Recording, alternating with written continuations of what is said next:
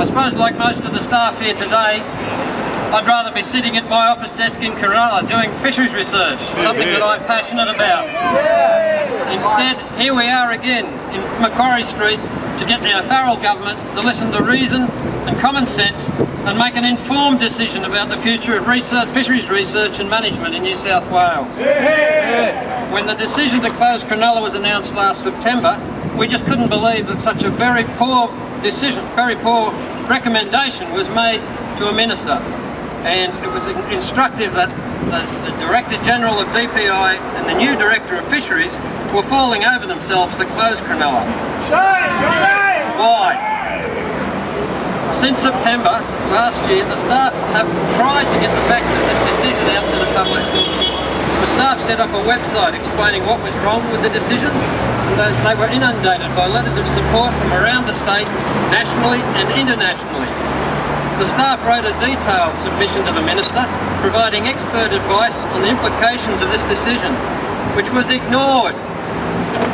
At meetings with the Director General of DPI and the Director of Fisheries, the staff all again raised their concerns about the impacts of the decision, and they were ignored.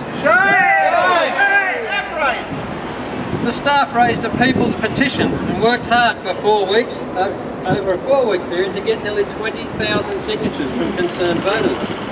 Not only did the government ignore the petition, the Minister arrogantly stated that the staff's efforts were futile. The Premier didn't even bother to attend the debate of the petition in the House. So much for his promise to put the people back in the centre of government in New South Wales. To his credit, the Liberal member for Cronulla, Mark Speakman, gave an honest and impassioned speech in support of the petition, and he correctly identified that the closure of Cronulla will be a disaster for fisheries research and management in New South Wales. He too was ignored by his own government. But the Cronulla staff did not give up in the face of all this ignorance. In a letter to the Sydney Morning Herald, the staff member suggested the closure of Cronulla was just another example of the Farrell government's anti-science agenda. And I'd like to quote from the Minister's reply. She also wrote back to the Herald saying, "The reality is this government is making decisions that are based on sound science and real stakeholder consultation." Yeah, she actually wrote that. She's not living in the same reality as the rest of us. In late October, after a Freedom of Information request, the Herald investigative journalist Anne Davies published an article detailing the complete lack of forethought and planning underpinning this decision to close Cronulla. As the staff had suspected all along, there was no consultation, no business case, and certainly no science behind this decision. And she's the Minister for Small Business! What a joke! I'd also like to quote from an article by recreational fishing journalist Martin Salter on the Fishing World website, and he said, "It's a pretty piss-poor definition of democracy when voters and workers' protests are dismissed as futile by a minister who hasn't even bothered to visit the place she's proposing to close." So once again we might ask, where did this recommendation to close Cronulla come from, and what are the real reasons for proposing it be closed? What's the truth? The truth is, the reasons we've been given for closing the best fisheries research centre in the state are a load of bullshit. That's what you might expect from a bunch of agriculture bureaucrats who don't care about the future of fisheries resources. We've laid the myths to rest about limited access at Cronulla, and the old facilities and the lack of room for expansion. The truth is, there's no good reason to close Cronulla.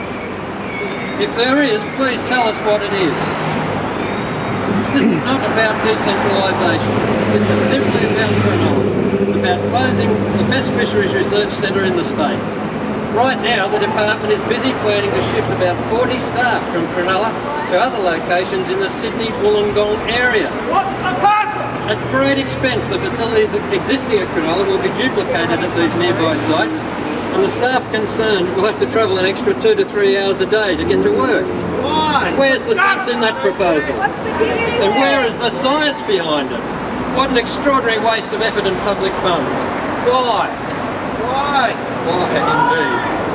We can't tell you why it's proposed to close Cronulla, but we can tell you why we're here. We're here because we care about the future of fisheries research and management in New South Wales. The closure of Cronulla will lead to a huge loss of expertise and corporate knowledge in fisheries, and it will cause a serious decline in service delivery. If those who are proposing to close Cronulla cared about the state's fisheries resources, they'd have a detailed plan of operation showing how the service delivery of Fisheries New South Wales will be maintained following the closure and the retrenchment of a huge number of staff. Instead, they just spout empty spin about the government's intentions.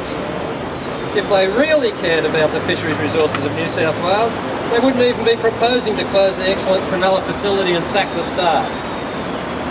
I've got a take-home message for the government from today's rally. We won't let you close the best fisheries research centre in the state for no good reason. Tell the people of New South Wales the truth about why Cronulla must close, because you haven't done that so far.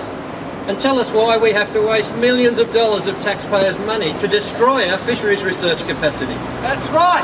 And hear this, we won't be going away.